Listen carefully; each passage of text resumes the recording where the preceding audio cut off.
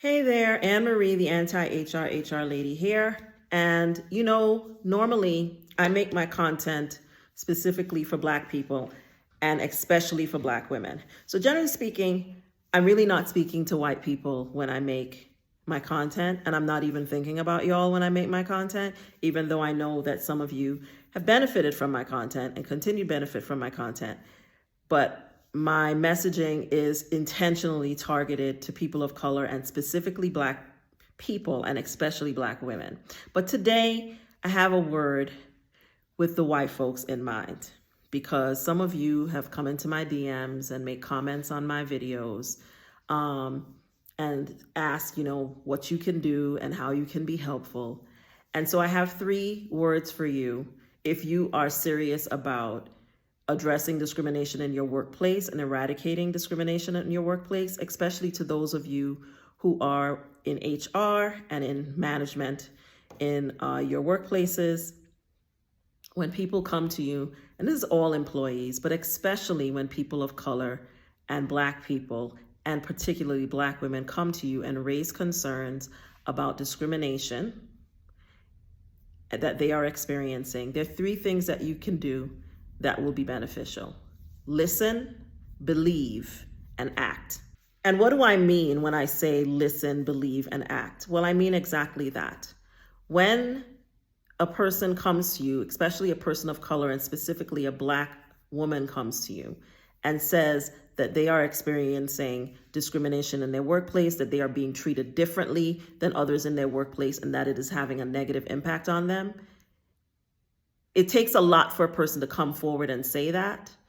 And I spend much of my time working with people and positioning them to come to HR and share their concerns effectively and strategically. Listen and actively listen.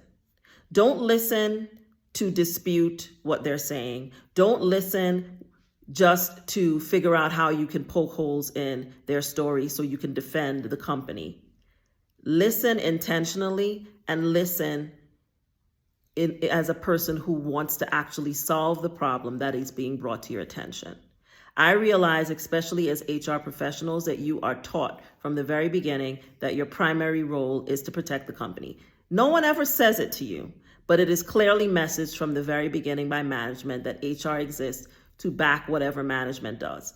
And so it takes intention to decide to act differently in that regard and to actually be people focused and employee focused and to do things with the intention of helping employees. And that means actively listening to what people are saying to you. So the first thing that you need to do is listen, not just listening from a risk management perspective, but truly listen to what people are saying to you. The other thing is believe. One of the biggest issues that we experience as Black people, and particularly as Black women in the workplace and in society, is that white people do not want to believe, because to them, believing what they are being told either about themselves or about people that look like them tells them that they are racist. And too many of you are more afraid of being called racist than you are of doing racist things. And so the first thing that you do when you are presented with issues of discrimination, especially in the workplace, particularly as HR professionals and management, is to refuse to believe what you're being told, and instead to put all your time and energy into trying to tell the person who has come to you that what they're experiencing isn't really what they're experiencing, because the person probably didn't mean it that way, wasn't intentional, maybe we should think about this differently. Stop it. When we tell you that we're experiencing discrimination, believe us. It's our lived experience. We know what discrimination is way better than you ever will. Believe what you are told and decide to do something about it.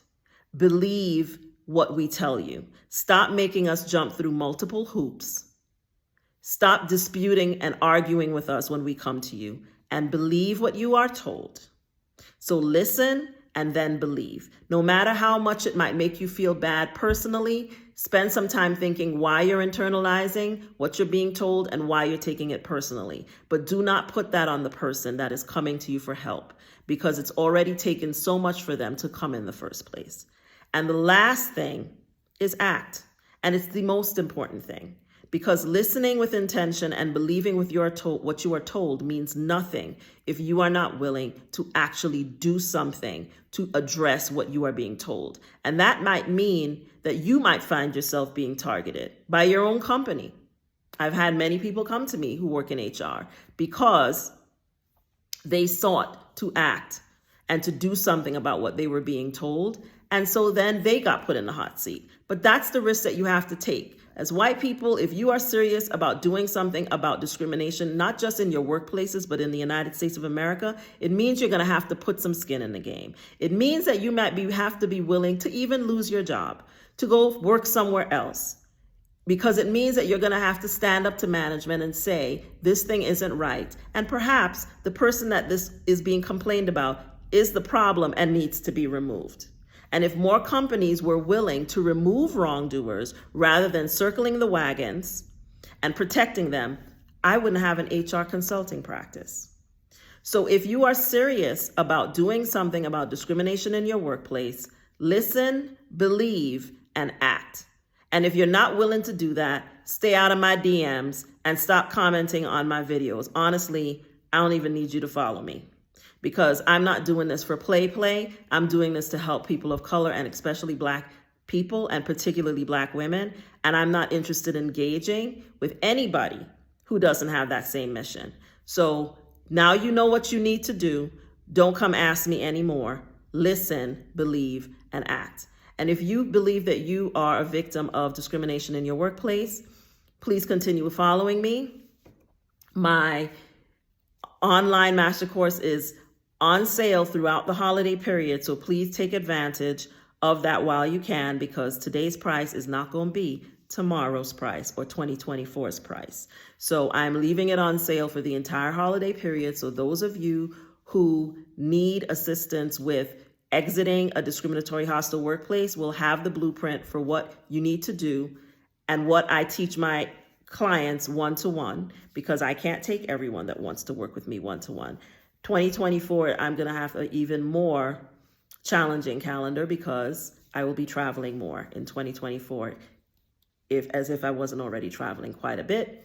So I am putting a lot of the information that I share with my clients in online form. I'm right now working on another course that I'm going to be putting out in 2024, early 2024, to support those of you who need help with not just exiting and creating an exit strategy from a discriminatory hostile workplace, but those of you who need help with negotiating separations that are put in front of you by your employers. So I'm doing more around that subject, but I want to say that if you believe that you are being discriminated against at work, you probably are, first of all, and you are the only person who has the power to change that.